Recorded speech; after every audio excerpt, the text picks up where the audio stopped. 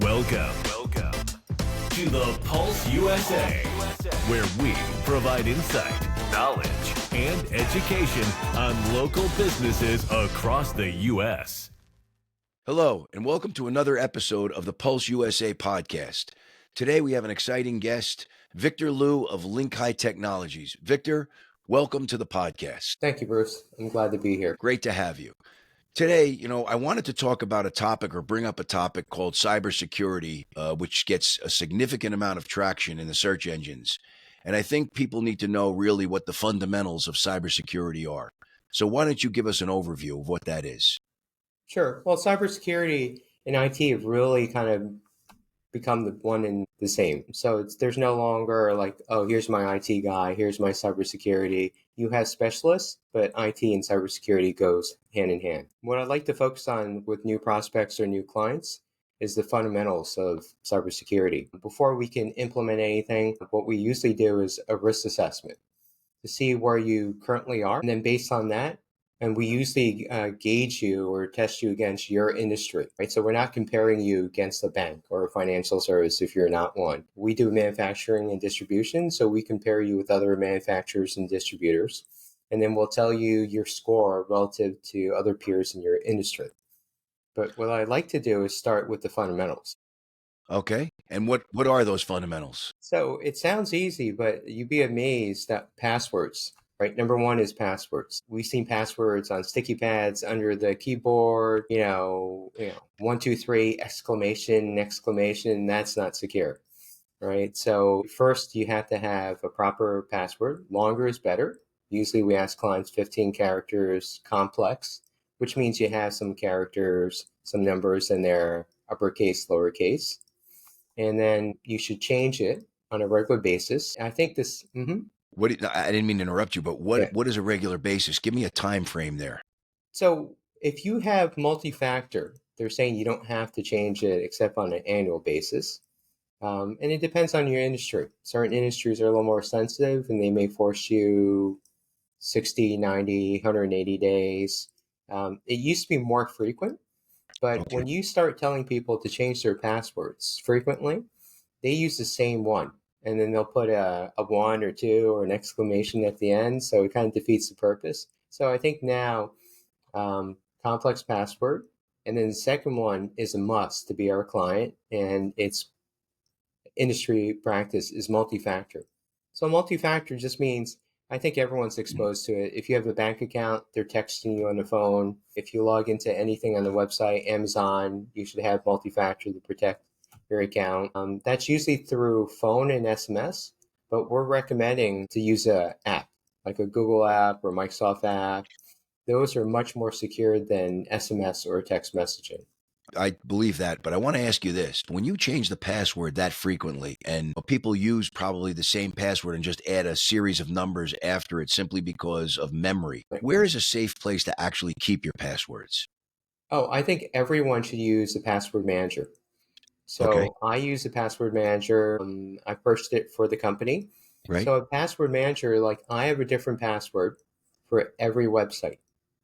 So every website that I log in, I use the password manager. It generates a 25-character password, and it saves it in the password manager. So when I bring up that site like Amazon.com, it automatically copies and pastes the username and the password for me. And then I just wait for the little SMS or text message to type in my number to authenticate who I am. Password managers are great. Highly recommend it. There's free ones if you're using it for yourself. There's one for companies. So the other way is we have bank accounts and we have a bookkeeper or a CFO.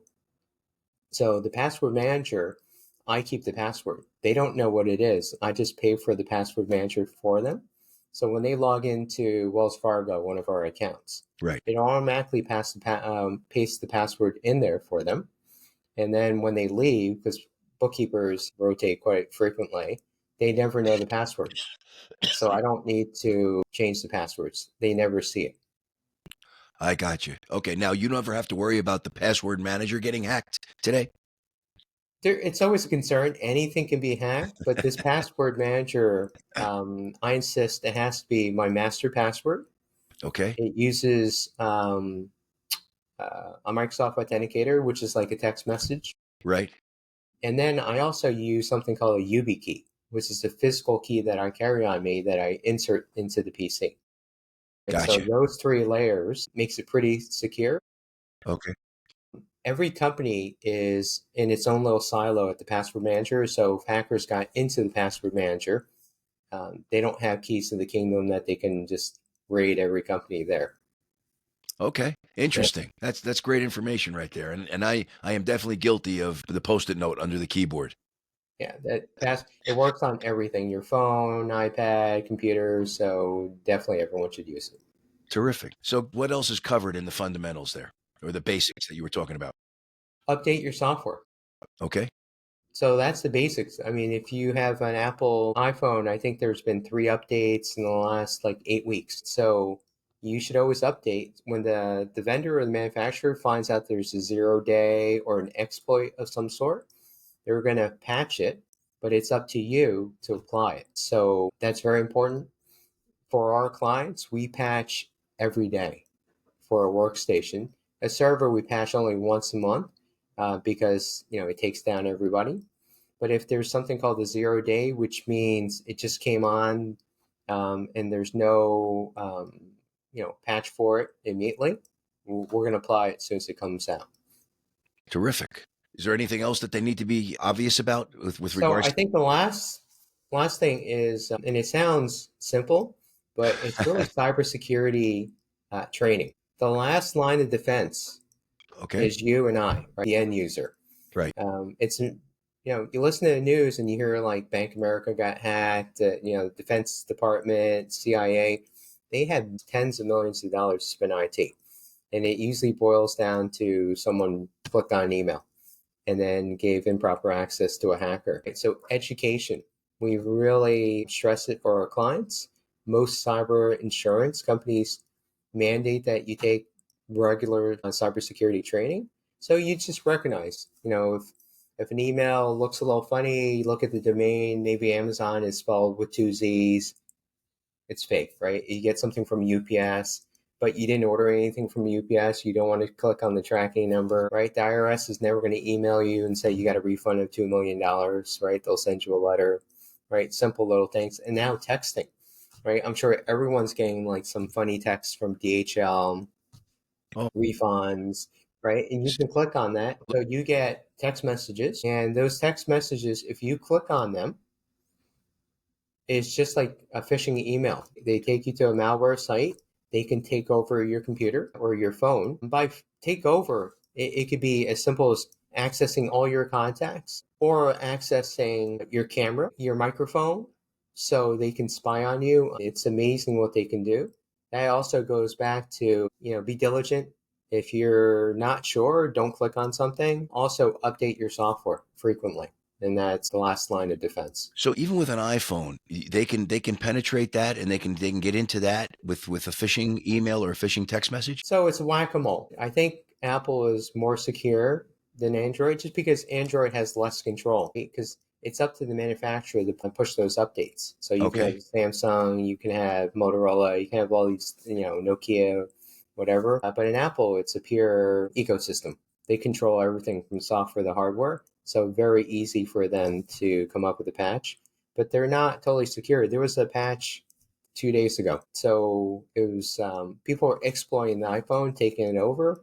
They fixed the issue, but you have to apply the update. Understood. Yeah. Understood.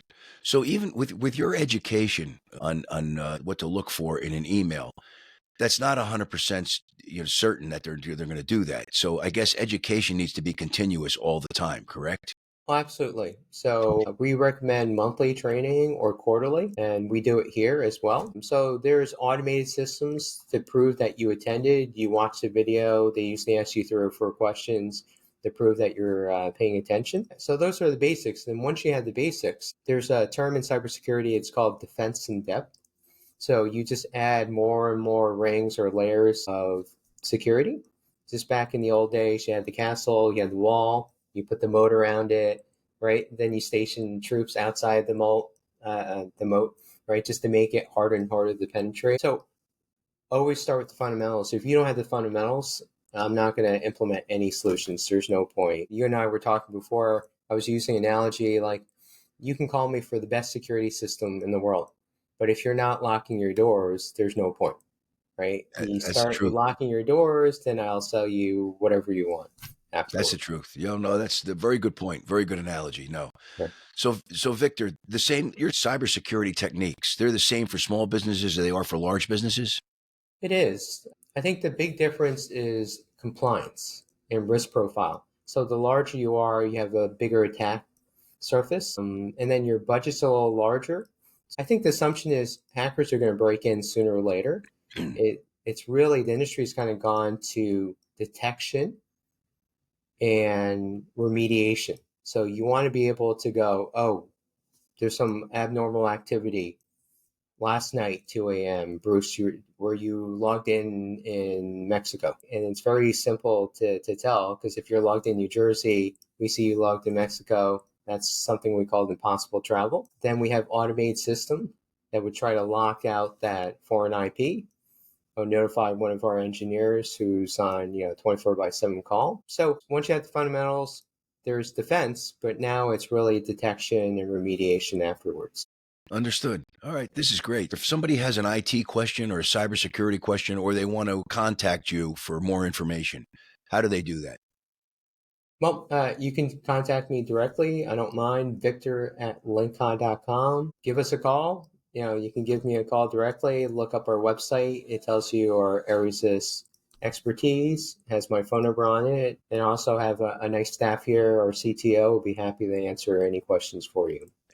Well, I want to thank you very much. This was great information, and I want to have you on as a guest again to talk, extended cybersecurity, because I think there's so many different facets of cybersecurity that need to be addressed. Thanks, Victor. And we'll see you again on the next edition of the Pulse USA podcast. Thank you.